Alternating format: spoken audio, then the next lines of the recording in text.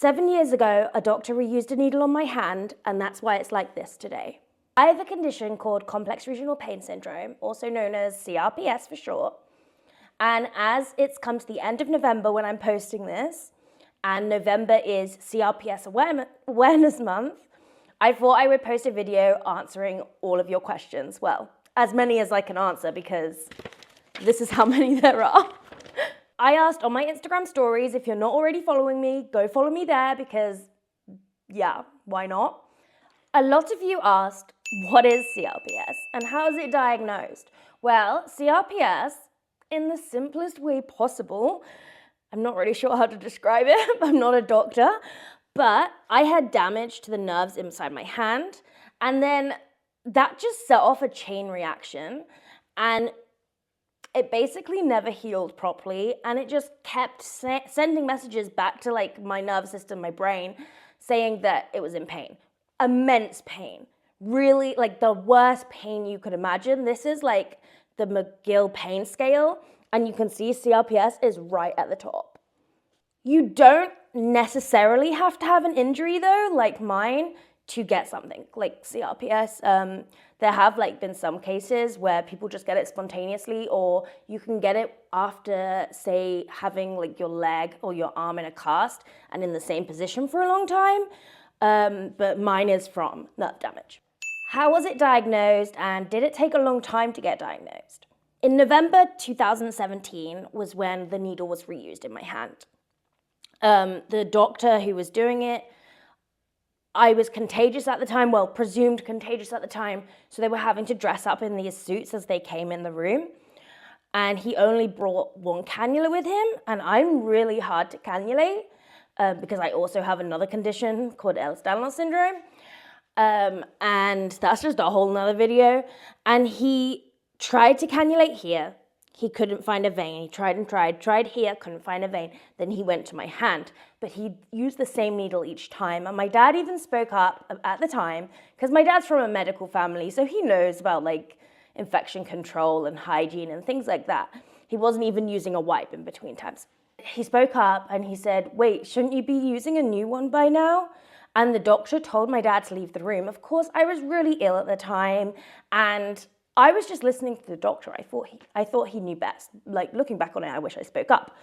There's a lot of bacteria on our skin, and when you reuse a needle lots of times, the needle blunts. That's why they're single use. That's why once they come out the skin, they're not supposed to go back in when you're doing like an intravenous IV thing. The bacteria on my skin must have been taken via the like ridges on the needle from it being blunt into my bloodstream, which led to a really severe infection. My hand was in awful shape. I had to have a lot of surgeries, which then led to all of the nerve damage. But it was weird because my hand, no matter like how many weeks went by after the surgeries, my hand was just getting worse, not better.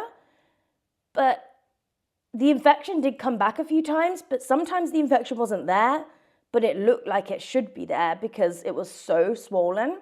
And that's actually a symptom of CRPS. A lot of swelling. My hand was like the size of like a potato. It was massive. Well, it looked like a potato.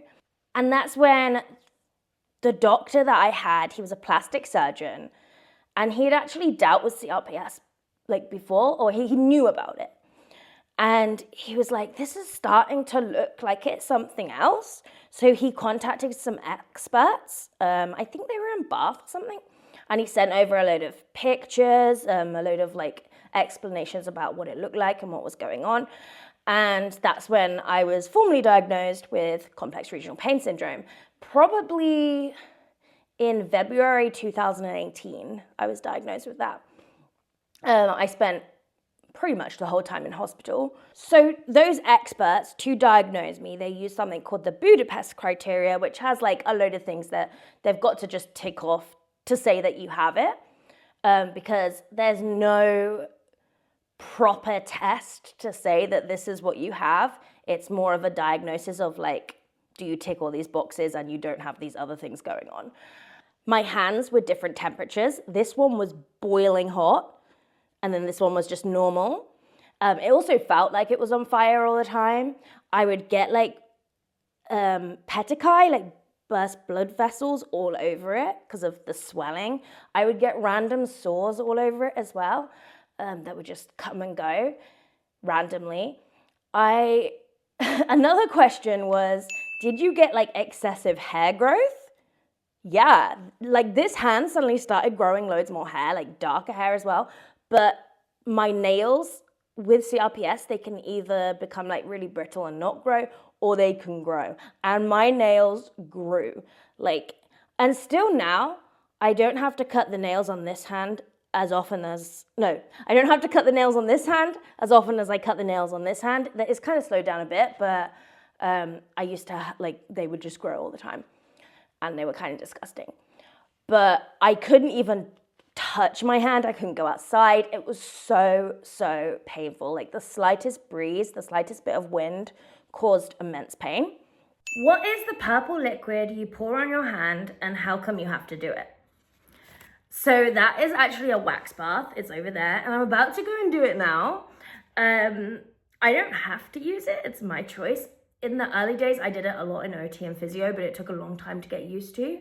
But it's just really hot wax. It's better than using water. It's safer than using water because it has quite a low melting point, so it's not as hot as water, but then it keeps the heat in. I don't know how to explain that, but you can burn yourself easier if you used water. I'm gonna explain how it helps as I'm doing it, so let's go. I'm just pouring this so that I can get layer and layer of wax onto my hand. It dries quite quickly as it comes out of the bowl, so I have to pour it on quick. And it feels so good. It is hot, it burns, but not enough to cause skin damage. But it feels so good on my CRPS. It really helps reduce the swelling. It helps reduce the inflammation inside the joints and helps them move a bit more freely. It also helps, I have something called dystonia, where my wrist gets really tight and the muscle underneath pulls the wrist down. So it helps me then stretch it out because the muscle relaxes from the heat. It also makes my cuticles really nice, so that's also a plus. It's also really satisfying.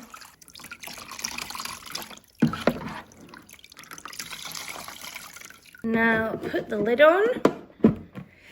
I'm gonna stick it in a plastic bag because then it helps keep the heat in as it fries and protects my clothes. And I'm gonna wait about 10 minutes. While this dries, let's answer some more of your questions. So Jem Turner, love you. She asked, what's your favorite thing to do to distract or try from the pain? Mine is binging a series on TV. Oh my gosh, how do I distract myself from the pain? Probably just getting on with life, not sat doing nothing, because then that kind of makes it worse because you start thinking about it. So yeah, TV series, definitely. I've lost count of the amount of times I've watched Pretty Little Liars and Desperate Housewives because they are my faves, they're my go-to series. Are you ever planning to get surgery? Not that you need to, but out of curiosity. I actually have had surgery. I had it, I think it was 3 years ago now. They removed a tendon in my wrist, just cut it off, and I don't know where it went because they don't take it out, they just cut it and it stays in there. So it's somewhere in that. I was then able to extend it a little bit more. Obviously it's not straight, it won't be straight. If they did go the full way and make it straight, I would lose the ability to straighten my fingers, which I want to be able to do. Did it cause any mental health issues and how did you cope? Yeah, loads. In the early days, I just felt like I was a massive burden on my family. I felt like the pain had taken over and was I just felt like the CRPS was now who I was and I wasn't Amy anymore. I felt like had just taken over my life. I didn't have a future anymore. I couldn't be a teacher anymore. I didn't see my life being any different than being a teacher. So I did attempt to take my own life, and I'm so glad it didn't succeed. And I'm so glad I have such an amazing family, such an amazing group of friends who were there to support me during the most difficult time of my life. And also, like, there have been many there's been many bad health professionals in my journey, but there's also been lots of good health professionals. So I'm so grateful for all of those as well. I then just thought, Amy, you need to stop fighting yourself and you need to start fighting for yourself. And that became something that I said to myself multiple times a day. Instead of blaming yourself, instead of just staying in bed and doing nothing and just complaining about the pain, why don't you get up and try to live your life? Try to do as much as possible. Even if it's just one thing, you've done something today. And yeah, I'm not the same person I was, but I'm still Amy, and I can still live a fulfilling, fun life. What does it feel like? Is it constant, at a level, or in waves? And does it ever go away? CRPS, like, once you've got it for life. There is no cure, but you can go into like remission, and you can like go into a period of fewer symptoms, and you can also get flares. I've had many flares, but thankfully none of it nearly as bad as what it was like 4 or 5 years ago. So I'm very thankful for that. And I still have pain like every minute of every day. I am still in pain. I'm not sure if the pain is less or if I've just got used to it. I can kind of put it in the background now and just concentrate on other things. I think that's why I'm always doing something, and I'm always occupied and busy and doing really mad things because I am an adrenaline junkie. I've had loads of questions like this one. How did it go from affecting your arm to being paralyzed? The CRPS has nothing to do with my legs not working. That's a different thing, but I guess you could say it's connected, but we're unsure to know if it's connected. There's no way of knowing. But the reason why my legs don't work is because, let's see if I can explain this. My body doesn't absorb vitamins the way that it should. So that then led to damage of my spine, which is why I can't walk and I can't use my legs. Whereas some doctors have said before that this could have made that more likely to happen, or it could have just happened even if I never got the CRPS, even if that doctor never reused the needle. I might have eventually ended up in a wheelchair anyway. I do have Ehlers-Danlos syndrome, which is genetic. I've had it from birth, but I didn't know I had it from birth. My dog itching in the background. New diagnosis of CRPS for husband, tips on pain management not working. It's really hard because there's not a set thing that you can take to manage the pain. You've kind of just got to find a balance with your pain doctor. I can't say it on here because I think it will block me, but amine infusions, and they did help until I had like a really bad reaction to it like a year later. So maybe look into that with your doctor. But I think, to be honest, mindset is really important, and just time. Like, it's gonna take time for your body to get through this and to find a way to live with it. Don't forget to stay to the end to watch me peel this wax off. My hand is currently getting very sweaty inside this bag. As a trainee medical professional, what could I do to help a patient with a flare? I am just firstly so glad that you've asked this. Like, that just shows what kind of medical professional you're going to become. So thank you. Personally, from my experience, just talk to us. We know our pain, we know our condition, we know our body more than you do. So in that situation, I would rather tell you, like, for me, in the early days, it was don't touch my arm. And I had a lot of medical professionals just come in and wake me up by rubbing my arm, and that was not a nice way to wake up. Some of them, I think, did it on purpose, but yeah, anyway, let's move on. Oh, this one's deep. How do you feel about the doctor who failed you and infected your hand today? you see, at first I had a lot of negative feelings towards them, but now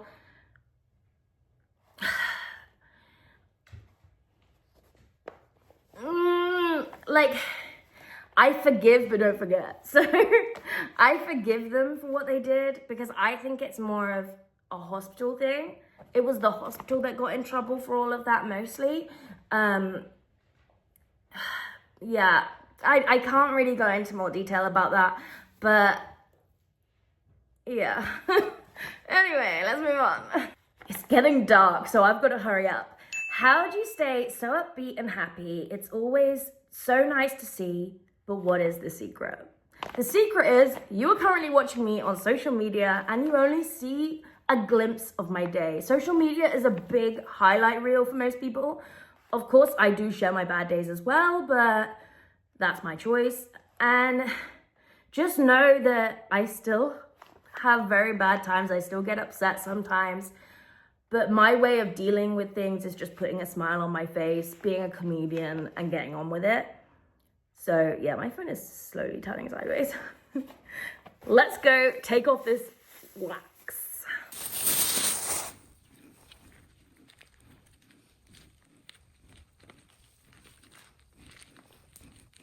One of the biggest questions I get is, what do I do with the wax? Do I put it back in the machine afterwards?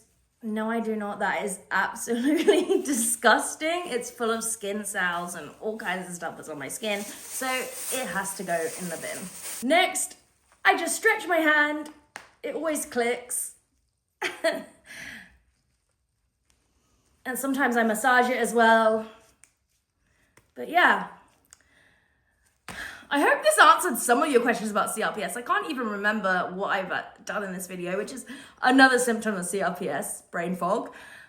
Happy CRPS Awareness Month. Well, the end of CRPS Awareness Month. I could have made this video at the start of the month, but I got distracted. Bye. Be sure to ask me any questions in the comments and I'll be there to answer as many as I can. Bye.